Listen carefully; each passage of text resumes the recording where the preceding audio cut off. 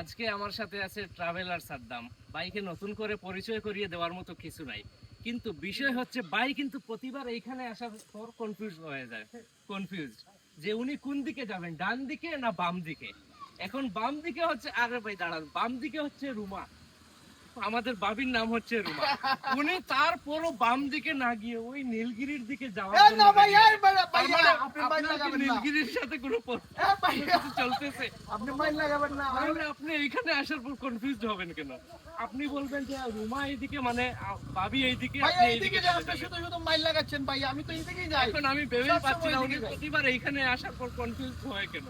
আমি কনফিউজ হই, আপনারা আমার কনফিউজ প্রশ্ন করেন আপনাদের আমাকে। কাছে আমি যেতে চাই এদিকে রুমার দিকে, আপনি তাহলে আমাকে আপনি এখানে কনফিউজ এসে করেন। কনফিউজড না ভাইয়া, না না, এটা হলো না ভাই, আপনি মাইল লাগাইছেন আমার সংসারে। আসলে বাসায় তো রুমা আছে, তাই অন্য কারো কাছে যাইতে চায়। এই হচ্ছে আসল কথা, বুঝতে পারছি।